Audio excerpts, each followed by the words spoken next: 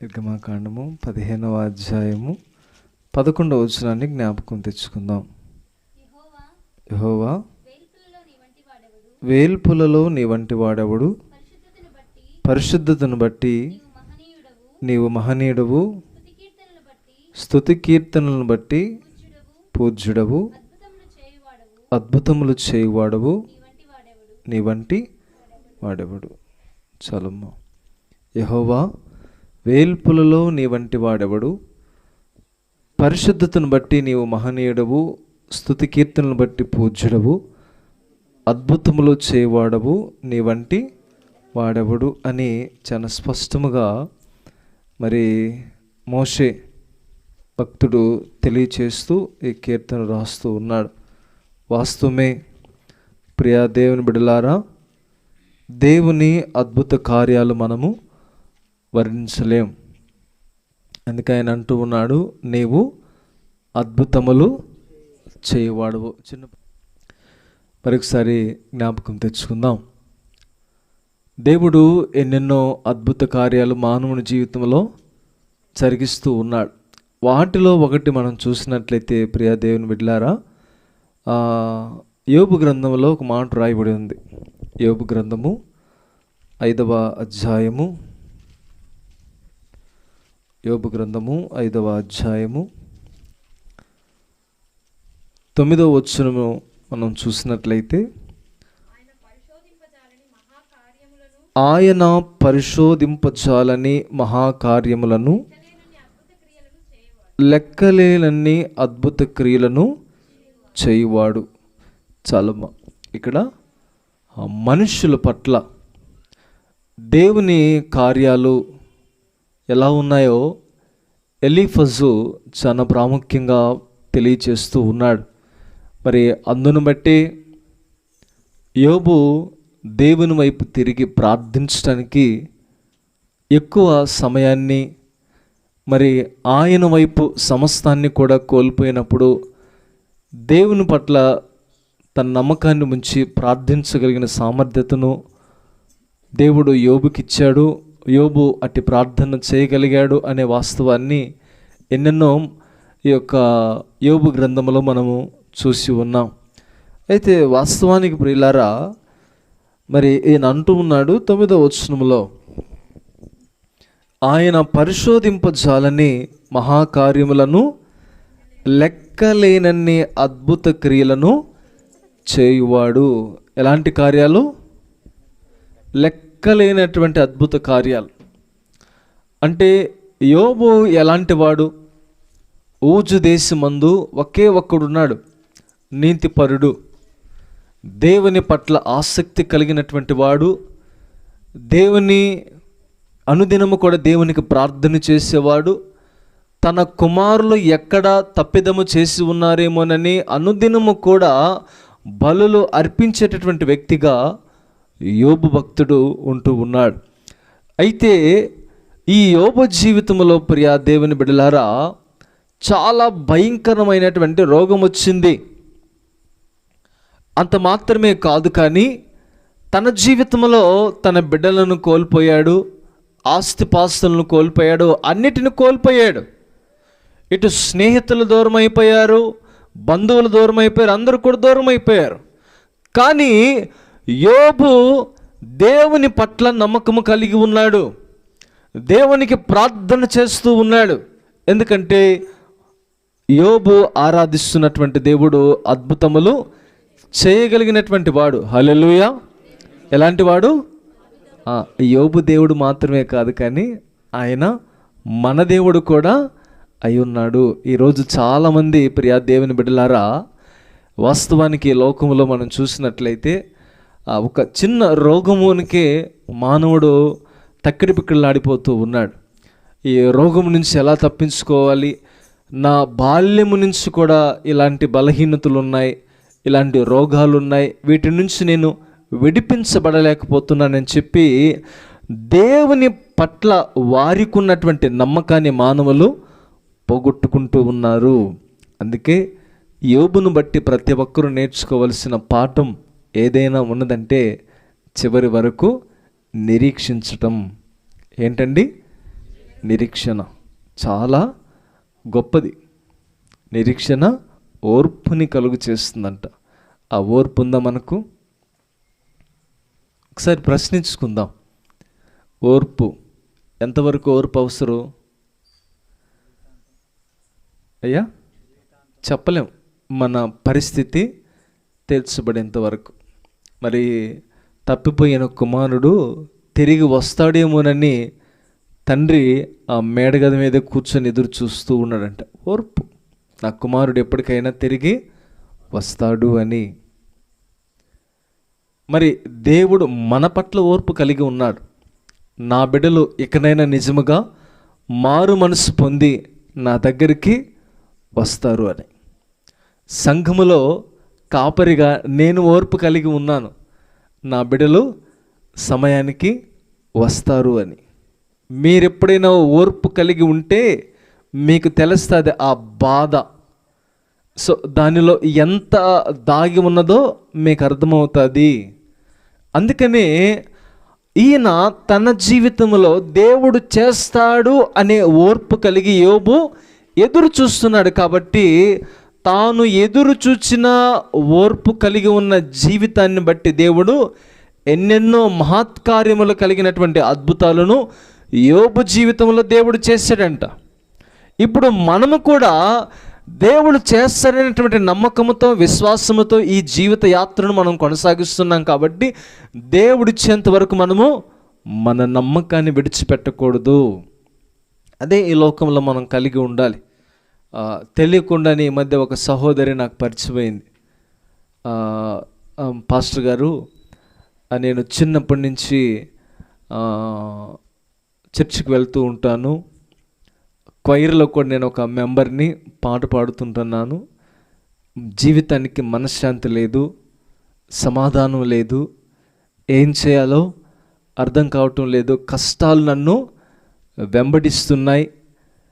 నేను దేవునిలో ఎంత ఎక్కువ ఉంటే అంతకంటే నేను దేవునిలో ఏది నేను పొందుకోలేకపోతున్నాను అని సహోదరి చెప్పుకుంటూ వచ్చింది. వాస్తవమే, వెంటనే జరగాలని ఏది కూడా లేదు. ఎక్కడ మీ నిరీక్షణ? ఎక్కడ మీ ఓర్పు? ఎక్కడ మీ సహనం? ఎక్కడికి పోతుంది? ఒక కార్యము జరగలేదని మీకు నచ్చినట్లుగా మీరు మాటలు మాట్లాడుతున్నారే. ఆనాడు యేసుక్రీస్తు ప్రభుల వారు ధోనిలో ఉన్నప్పుడు శిష్యులు అంటూ ఉన్నారు, ఓ బోధకుడా, మేము నశించిపోతున్నాము, నీకు చింత లేదా అంటూ ఉన్నారు. చూసారా ప్రియా దేవుని బిడ్డలారా? దేవునికి తెలియదా రక్షించాలనే విషయం? దేవునికి తెలియదా కాపాడాలనే విషయం? సృష్టికర్త ధోనిలో ఉంటే ఆ సృష్టికర్తనే ప్రశ్నిస్తూ ఉన్నారు మానవులు. ఈ లోకంలో మన జీవితంలో కూడా ఇలాంటి సందర్భాలే మానవులు ఏర్పరచుకుంటూ ఉన్నారు. కార్యాలు జరగలేదని, ఆయనకు తెలియటం లేదా అని తమ ఓర్పును మానవులు పోగొట్టుకుంటున్నారంటే దేవుడికి తెలుసు నీకు ఏది ఇవ్వాలో, ఏ సమయంలో ఏది జరగాలో, ఎక్కడ నిన్ను స్థిరపరచాలో, ఎక్కడ నిన్ను ఉంచాలో, ఏది నీకు అందించాలో సమస్తము కూడా దేవునికి తెలుసు. దేవునికి తెలుసు. కాబట్టి నీ చిత్తాన్ని నా జీవితంలో జరిగించు ప్రభువా అంటే దేవుడు ఊహకు మించినటువంటి అద్భుతాన్ని చేయటానికైనా సిద్ధంగా ఉన్నాడు. హల్లెలూయా, హల్లెలూయా. అందుకే ప్రియా దేవుని బిడ్డలారా, ఇశ్రాయేలు ఈ కీర్తన రాస్తూ నీవు అద్భుతాలు చేసేవాడు అంటూ ఉన్నాడు కీర్తనకారుడు అయినటువంటి మోషే. ఎలాంటి వాడంటేనా? అద్భుతాలు చేసేటటువంటి వాడు. ఎందుకంటే ఎర్ర సముద్రాన్ని 2 పాయలుగా చేశాడు, మన్నాను కురిపించాడు అరణ్యములో. వారి బట్టలు పాతగిల్లలేదు, వారి చెప్పులు అరిగిపోలేదంట. బండ నుండి నీళ్ళు ఇప్పించాడు. అంత మాత్రమే కాదు, కానీ ప్రియా దేవుని బిడ్డలారా, సింహాల బోనుల నుంచి దానియేలును తప్పించాడు. షడ్రక్, మెషక్, అబేద్నెగోలను అగ్నిగుండం నుంచి తప్పించాడు. 5 రొట్టెలు 2 చేపలను 5,000 మందికి ఇచ్చి వారి ఆహారాన్ని తీర్చినటువంటి దేవుడు ఆయన. ఇన్ని అద్భుతాలు దేవుడు చేస్తే మన జీవితంలో కావలసిన చిన్న కార్యాన్ని దేవుడు చేయలేడా? ఎర్ర సముద్రం 2 పాయలుగా మార్చబడినటువంటి సాధారణమైన విషయం కాదు. అంత పెద్ద అద్భుతాన్ని చేసిన దేవుడు నీ జీవితంలో చిన్నదాన్ని చేయలేడా? నీ బ్రతుకు కావలసిన దేవుడు అందించలేడా? ఎక్కడ నీ విశ్వాసం కాపాడుకుంటున్నావా? దేవునిలో మనుషుల వైపు మనం చూస్తున్నాం, కానీ మన అవసరత తీరాలని దేవుని వైపు మన విశ్వాసాన్ని, మన నమ్మకాన్ని మనము ఉంచలేకపోతున్నాం. సో ఎందుకు మానవుని జీవితంలో ఇంకా వారి లైఫ్ బ్లెస్సింగ్ అయ్యే జీవితానికి కనెక్ట్ అవటం లేదంటే కారణం ఓర్పుని కోల్పోతూ ఉన్నాడు. ఏం కోల్పోతున్నాడు? ఓర్పు. సో ఆ ఓర్పు మనలో ఉండాలి. అందుకే సముద్రం దగ్గరికి వచ్చినప్పుడు కూడా ఇక్కడికి మమ్మల్ని చంపటానికి తీసుకుని వచ్చావా అని ఇశ్రాయేల్ ప్రజలు మోషన్ అంటున్నట్టు ఏం లేదు, ఓర్పు లేదు. ఒకటే దెబ్బ దేవునికి ప్రార్థన చేసి నీళ్ళను కొట్టాడు, 2 పాయలుగా చీలిపోయింది. మమ్మల్ని చంపటానికి తీసుకుని వచ్చావా అరణ్యంలోనికి అన్నాడు. దేవుడు పరలోకం నుంచి దేవదూతలు తినే మన్నాను కురిపించాడండి. మేము ఎండిపోతున్నాం, నీళ్లు లేకంటే బండలో నుంచి నీళ్లు తెప్పించాడు. ఎంత గొప్ప దేవుడు, ఎంత గొప్ప రక్షకుడు, ఎంత గొప్ప అద్భుతాలు చేయగలిగినటువంటి ఆ మహనీయుడు మనతో ఉన్నప్పుడు మనం ఎందుకు భయపడాలి? మనం ఎందుకు దిగులు పడాలి? మనం ఎందుకు నిరుత్సాహపడాలి? ఆయన చెప్తున్నాడు కదా, మీ చింత యావత్తును నా మీద వేయండి, నేను దాన్ని తీరుస్తాను, నేను దాన్ని తీసుకుంటాను.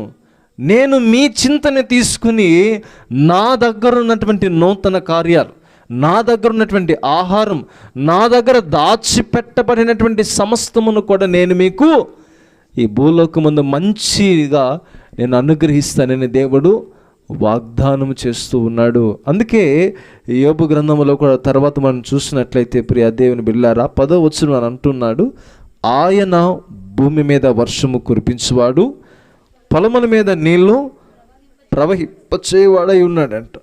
అంటే తన సృష్టి పట్ల దయగలిగినటువంటి సర్వాధికారిగా దేవుడు ఉన్నాడు.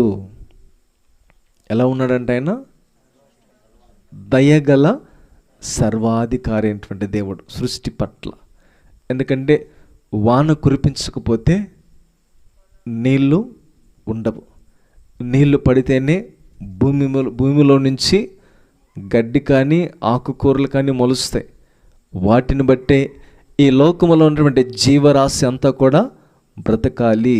అందుకే సృష్టి పట్ల ఎలా ఉన్నాడంటే ఆయన దయగల సర్వాధికారిగా ఉన్నాడంట. అంటే దేవుడు సృష్టి పట్ల దయగలవాడుగా ఉన్నాడంటే మనల్ని ఆయన ప్రేమించాడు.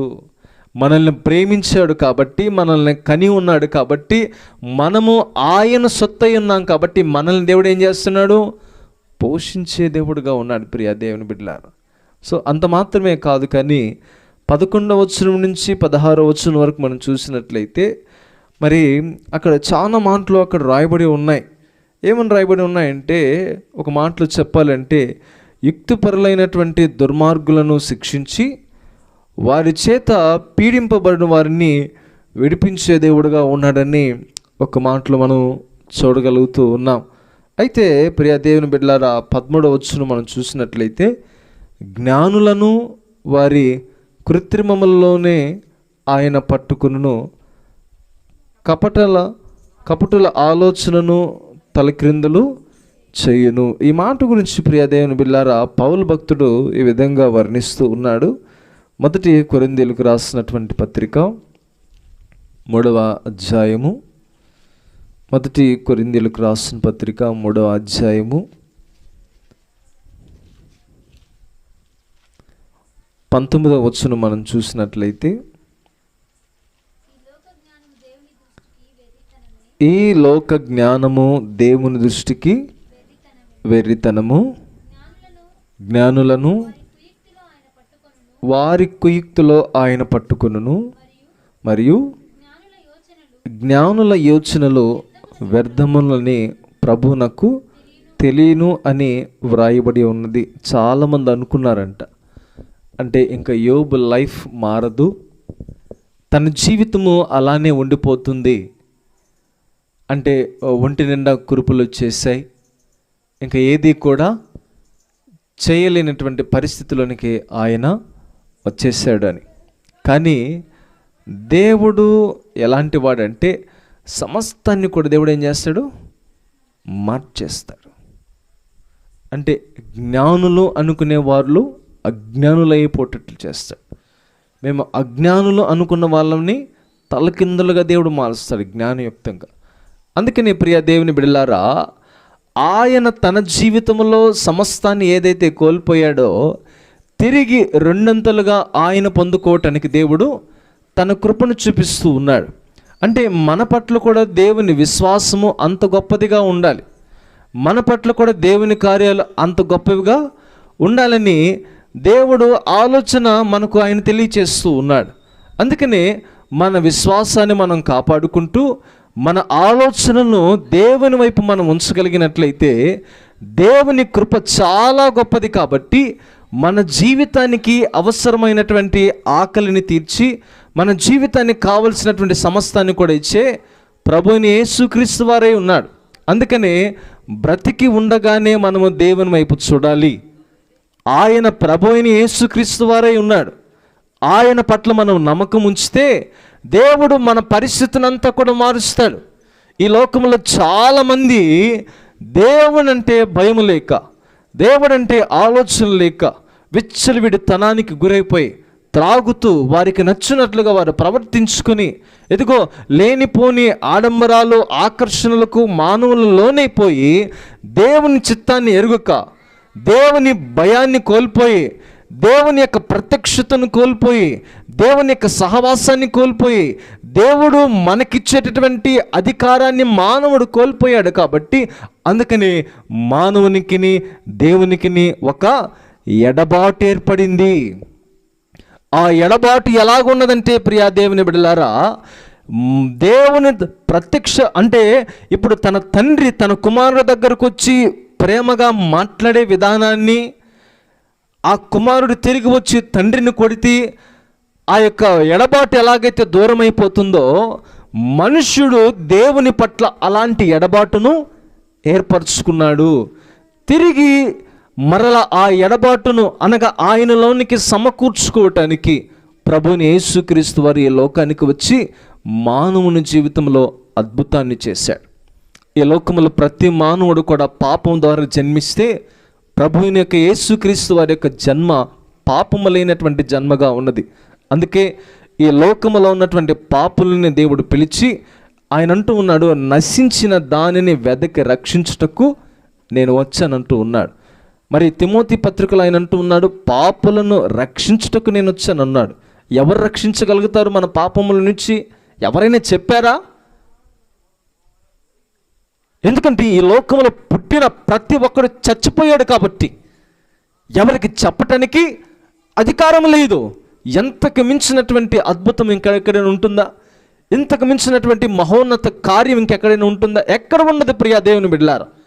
ఒక్కసారి యేసుక్రీస్తు ప్రభుల వారిని సొంత రక్షకుడిగా నీ జీవితంలోనికి నువ్వు అంగీకరిస్తే దేవుడు తన ప్రశాంతతను మనకు అనుగ్రహిస్తాడు, తన యొక్క ఓర్పును మనకు అనుగ్రహిస్తాడు, తన సంతోషాన్ని మనకు అనుగ్రహిస్తాడు, తన ఆనందాన్ని మనకు అనుగ్రహిస్తాడు, తన బలాన్ని మనకు అనుగ్రహిస్తాడు, తన యొక్క సామర్థ్యతను దేవుడు మనకు అనుగ్రహిస్తాడు. అవన్నీ మన జీవితంలో నీకు రావాలి అంటే నువ్వు ఎలాగుండాలి? ఓర్పుతో అద్భుతాలు చేసే దేవునిని విశ్వసించాలి. జరగలేదని మూల కూర్చొని ఏడవడం కాదు గొప్పతనం. అర్థమవుతుందా అండి? జరగలేదని భయపడటం కాదు, జరగలేదని నీకు తెలియకుండా నిన్ను నీవు పోగొట్టుకోవడం కాదు, జరగలేదని సూసైడ్లు చేసుకోవడం కాదు. నిలబడి నువ్వు పోరాడినప్పుడు దేవుడు సామర్థ్యాన్ని చేయటానికి సిద్ధంగా ఉన్నాడు, దేవుడు అద్భుతాన్ని చేయటానికి సిద్ధంగా ఉన్నాడు. ప్రియా దేవుని బిడ్డలారా, మరి ఒక సహోదరుడు కూడా ఒక మెసేజ్ పంపించాడు ఈ మధ్య. పాస్టర్ గారు, ఇట్లా దేవునిలో నేను ఎక్కువ ఉంటే నాకు ఎక్కువ భయంగా ఉంటుంది, సో నేను ఏది సాధించలేకపోతున్నాను, నా జీవితం ఇది అని ఆయన ఏదేదో అంటూ ఉన్నాడు. అయితే ప్రియ దేవుని బిడ్డలారా, నేను ఒక మాట చెప్పాను, ఎందుకు మీరు కలవరపడుతున్నారు అంటున్నాను. భయపడాల్సిన అవసరం ఎందుకు? మనతో ఎవరు లేకపోతే మనం కలవరపడాలి. ఏం జరుగుతుందో, రేపటి గురించి ఏంటి పరిస్థితో, ఎవరు ఏం చేస్తారో అనేటువంటి భయము తప్పు చేసిన వాడుకుంటుంది, ఒంటరితనంలో మిగిలిపోయిన వాడుకుంటుంది, తమ జీవితంలో ఏది కూడా అన్నిటినీ కలిగి నీతిగా జీవించిన వానికి ఉంటుంది కలత. కానీ ఏది లేకపోయినప్పటికీ కూడా యేసుక్రీస్తు ప్రభుల వారు యందు విశ్వాసం ఉంచి నమ్మకముగా ఉన్నవానికి ఎలాంటి కలతలు ఉండవు. కానీ ఈ కాలంలో ఎక్కువ మంది యువత ఎలాగైపోయారంటే, ప్రియ దేవుని బిడ్డలారా, జరగలేదని ఏదేదో చేసేసుకుంటున్నారండి. ఇవి మనకు తగినటువంటివి కావు. జరగకపోతే ఏమవుతుంది? ఇంకోటి జరుగుతుంది రేపు. ఈరోజు మేలు జరగలేదండి, రేపు జరుగుతుంది. రేపు జరగలేదండి, ఎల్లుండి జరుగుతుంది. ఏదో ఒక రోజు దేవుడు చేస్తాడా? ఖచ్చితంగా దేవుడు అద్భుతాన్ని చేస్తాడు. ఆ అద్భుతాన్ని చేసే దేవుణ్ణి విడిచిపెట్టకూడదు. నీ జీవితంలో ఎన్ని విడిచిపెట్టినా, అందుకే యోబు కూడా ఎలాగున్నాడంటే, స్నేహితులు విడిచిపెట్టారంట, భార్య దూరంగా ఉందంట, ఇంకా ఆస్తిపాస్తులు దూరం అయిపోయాయంట, బిడ్డలు దూరం అయిపోయారు, చచ్చిపోయారు, ఏమీ లేవంట. కానీ ఆరోగ్యం కూడా లేదు. కానీ యోబు మాత్రము అద్భుతాన్ని చేసే దేవుణ్ణి విడిచిపెట్టలేదు. సో ఆ అద్భుతాన్ని చేసే దేవుణ్ణి విడిచిపెట్టలేదు కాబట్టి యోబు జీవితానికి ఏది అవసరమో దేవుడు అది యోబుకి ఇచ్చాడు. నీ జీవితంలో నీ ఎన్ని కోల్పోయినా, భర్త వెళ్ళిపోయినా, భార్య వెళ్ళిపోయినా, స్నేహితులు వెళ్ళిపోయినా, బంధువులు వెళ్ళిపోయినా, కట్టుకున్న వారు వెళ్ళిపోయినా, ఎవరు వెళ్ళిపోయినా, నేను ఎవరు ఆదరించని ఆదరించకపోయినా, నువ్వు దేవుణ్ణి పట్టుకుంటే, ఆయనను విడిచిపెట్టకుండా ఆయనతో పాటు నువ్వు ఉండాలని కోరుకుంటే, దేవుడు ఎన్నెన్నో మహత్కరమైనటువంటి అద్భుతాలు మీ జీవితంలో, మనందరి జీవితంలో దేవుడు చేయటానికి సిద్ధంగా ఉన్నాడు. ఆమేన్. హల్లెలూయా, హల్లెలూయా. అందుకే మనుషుల మీద నమ్మకము కాక ఎవరి మీద నమ్మకం ఉంచాలా? దేవుని మీద మనం నమ్మకం ఉంచాలా. నువ్వు ప్రభు వైపు చూడండి. బైబిల్లో ఎన్నో అద్భుతాలు మనం చూసాం, ఎన్నెన్నో చదువుకుంటున్నాం. మన జీవితంలో మనం కూడా చూడాలి, చదువుకోవాలి. పక్కన వచ్చేటువంటి మాటలు ఆ గాసిప్స్ కాదు, మన జీవితంలోనికి తీసుకోవాల్సింది. అవి తీసుకున్నామంటే లైఫ్ అవుట్. పక్కనోడు మాట తీసుకుంటే లైఫ్ అవుట్. అందుకే మనుషుల మాట కాక దేవుని మాట వినాలి. అందుకే బైబిల్లో ఒక మాట రాయబడి ఉంది, మనుషులను నమ్ముకున్నట్టు కంటే యెహోవాను ఆశ్రయించుట మేలు. మనుషులు కొంతవరకే ఊరటనిస్తారు, మనుషులు కొంతవరకే సహాయపడతారు. మనుషుల యొక్క చేసే సహాయము ఒక పరిమితి ఉంటుంది, ఒక లైన్. 1, 2, 3, 5, 10, 100 అంతే. అంతకు మించి ఏది కూడా వారి పరిధి దాటరు. కానీ దేవుడి దగ్గర అన్లిమిటెడ్, లిమిట్లెస్, కొలత లేనటువంటిది దేవుడిస్తాడు. అందుకే నువ్వు ఎవరు నమ్ముకోవాలా? దేవుని నమ్ముకోవాలా. ఎవరా దేవుడు? ప్రభు అయిన యేసుక్రీస్తు వారు. నీవు ఆయనను నమ్ముకుంటే, ఆయనను నమ్ముకున్న వారికి ఎన్నడూ కూడా ఆయన కఠిన స్థితిలో, లేకపోతే గడ్డుతనం అనే స్థితిలో, లేకపోతే లేమి స్థితిలో ఉంచేవాడు కాదు. ఆయన నా దగ్గరికి సమీపంగా వచ్చిన ప్రతి ఒక్కరిని కూడా తృప్తిపరిచే దేవుడుగా ఉన్నాడని దేవుడు వాగ్దానం చేస్తూ ఉన్నాడు. అందుకే దావీదు అంటాడు కదా, యెహోవా నా కాపరి, నాకు లేమి కలగదు. ఎందుకు కలగదు? ఎందుకంటే దేవుని దగ్గర లేదు అనటానికి ఏది కూడా లేదు. సమస్తము కూడా దేవునిలో దాగి ఉన్నాయంట. మానవునికి ఏది కావాలో, రేపు ఏది కోరుకోబోతున్నాడో, జీవితంలో ఏది కావాలో అన్నీ ఉన్నాయంట. అందుకని యెహోవా నా కాపరి, నాకు లేమి కలగదు అని దావీదు భక్తుడు తెలియచేయగలుగుతున్నాడు. ఆ మాట నీ జీవితంలో నీకు ఆపాదించుకోగలిగినట్లయితే అట్టి కృప దేవుడు మనకు దయచేసి ఎన్నెన్నో అద్భుతాలు చేయటానికి సిద్ధంగా ఉన్నాడని ప్రభు పేట మీకు మనం చేయొచ్చు ఉన్నాను. కాబట్టి నమ్మండి, ఆయన నూతన కార్యాలు రానున్న దినాల్లో దేవుడు మన జీవితం పట్ల ఖచ్చితంగా జరిగిస్తాడు. అయితే నీ ఓర్పును, నీ నిరీక్షణను పోగొట్టుకోక, నీ చింత యావత్తును దేవుని వైపు వేసి ఆయనందును నమ్మకం ఉంచితే నీ ముందున్నటువంటి ఎరుక గోడలు ఎలాగైతే అడ్డుగా ఉన్నాయో అంతకు మించినటువంటి సమస్యలు నీవి పెద్దవి కాదు. కాబట్టి దాన్ని కూల్చిన దేవుడు నీ చిన్న సమస్యలను కూల్చుకుంటా వెళ్ళిపోయి నీకు మంచి బాటను దేవుడు వేస్తాడు. అందుకే పచ్చిగల బయళ్ళను పరుణ్ణి చేయుచున్నాడంట.